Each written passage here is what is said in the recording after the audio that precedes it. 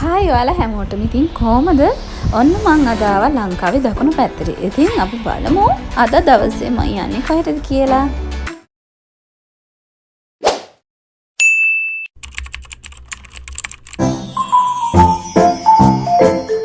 ඉතින් අපි මුලින්ම ගියේ මාතර තියෙන පරේ දූපතට. නැත්නම් ඔයගොල්ලෝ හැමෝම දන්න විදිහට නම් රම් දූපත කියන්නේ මෙන්න මෙතනට තමයි. ඉතින් මං නම් ජීවිතේ මගේ පළවෙනි වතාවට තමයි එතන ගියේ. බොහොම ලස්සන තැනක්. මුහුදෙන් වටුණු අපූර්වම තැනක්.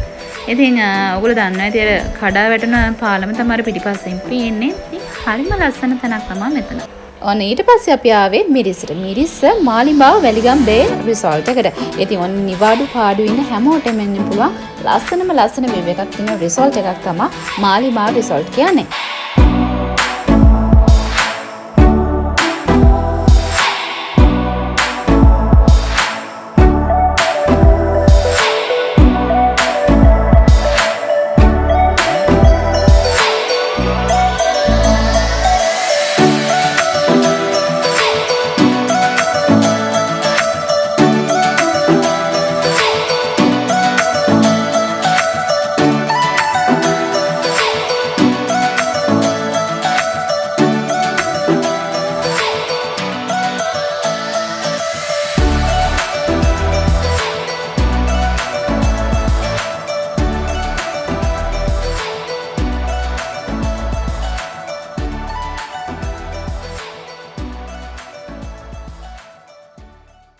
ඉතින් ට්‍රැවලර් කෙනෙක්ට ලස්සන වතුර තියෙන තැනක් දැක්කොත් ඉවරයි.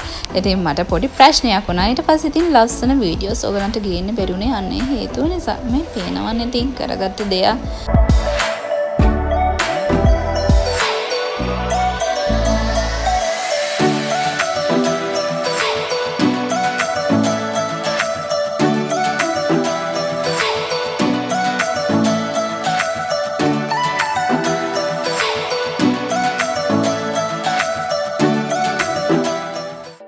ලස්සන අලුත් දවසක් ඉතින් උදා වුණා. ඉතින් අද අපි යන්න බලාපොරොත්තු වෙමින් ඉන්නවා ගාල්ල පැත්තට. මිරිස් ඉඳන් ගාල්ල පැත්තට තමයි යන්න හිතන් ඉන්නේ.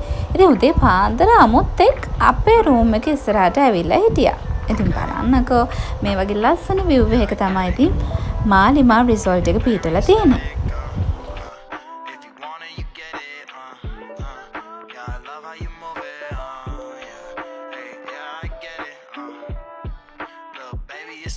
ඉතින් මට මාව සතුටු කරන්න පුළුවන් ලස්සන අත්දැකීම් ගොඩක් මම මේ වගේ තමයි එකතු කරගත්තේ.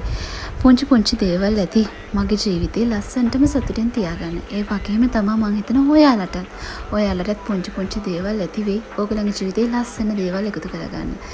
ඉතින් ඇත්තටම මේක නම් කොදෙව්වක්.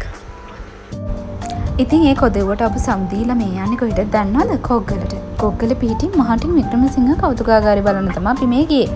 ඉතින් ජන කෞතුකාගාරය තමයි මේ තියෙන්නේ. ජන කෞතුකාගාරේ රූපගත කරන්න කාටවත් අවසරයක් නැහැ. යම්කිසි අවසරයක් තියෙනවා නම් ඒ දේවල් කරන්න පුළුවන්. ඉතින් මට ඔයගලන්ට මෙතන ඇත්තටම පෙන්වන්න හිතුනේ මං හිතන මෙතන දන්න පිරිස වගේම නොදන්න පිරිසත් ඇති. ඉතින් ඔයගලන්ගේ පුංචි පැටාවෝ ඉන්නවා නම් අධ්‍යාපනික හොඳ මූලාශ්‍රයක් තමයි මං හිතන මාටින් වික්‍රමසිංහ ජන කෞතුකාගාරය කියලා කියන්නේ. ඇත්තටම මෙතන ගාල පැත්තට આવොත් මේ කොග්ගල පැත්තට යන්න අමතක කරන්න එපා. මොකද මෙතන ගොඩාක් වටින තැනක්. මේ තියෙන්නේ මං ආසම සෙක්ෂන් එකක් මෙතන තිබුණ තැන් වලින් මේ නාඩගම හා නෘත්‍ය කාණ්ඩයට අයත් ලස්සන ආයිත්තම් වෙස්මුහුණු රූකඩ වගේ දේවල් මෙතන තිබුණා. මට ඉතින් එතනින් කොටසක් ඔයගොල්ලෝ හැමෝටම මම මෙන්න මේ විදිහට පෙන්නන්නම්.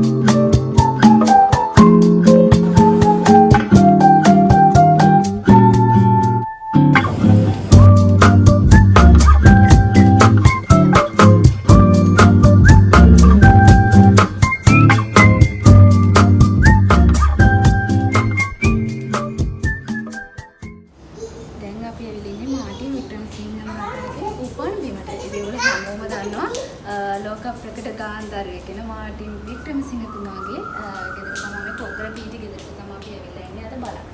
ඉතින් මම හිතනවා පොඩි අවස්ථාවක් දෙන්න පුළුවන් පුංචි තැන් වලින් ඔයාලට සමහර තැන් ටිකක් පෙන්වන්න.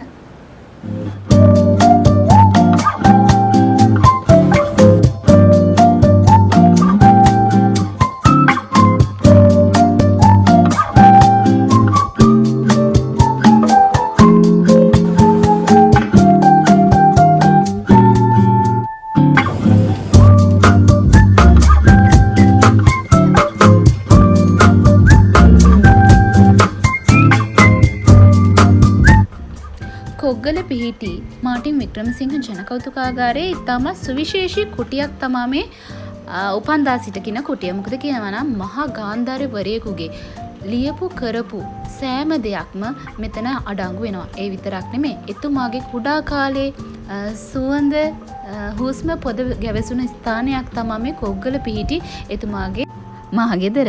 ඉතින් ගම්පෙරළි චිත්‍රපටය රූපගත කරන අවස්ථාවේදී ගත් ඡායාරූපයක් තමයි මේ දැක්වෙන්නේ. ඉතින් මෙතනට ඇවිල්ලත් වචනයකින් හෝ දායක වුණ නැත්නම් ඒක මං හිතනවා අඩුපාඩුවක් කියලා. කලාකාරණියක් ලෙස මෙවැනි ගාන්ධාරවරයෙකු උපත ලැබූ තැනක වෙසෙන්නට ලැබීමත් මං හිතනවා මගේ ජීවිතයේ මං ලැබූ භාග්‍යවත් අවස්ථාවක් කියලා.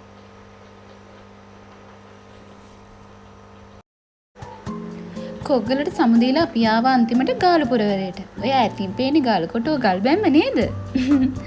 ඉතින් මං කලින් කිව්වා වගේම ඇත්තටම අපේ ජීවිතේට සතුට කියන දේ ළඟා කරගන්න ලොකු දේවල් ඕනිම නැහැ.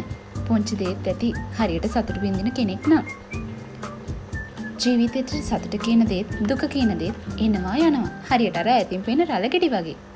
ඉතින් මං ආයෙත් දවසක එන්නම්. එතකන් හැමෝම පරිස්සමින් ඉන්න.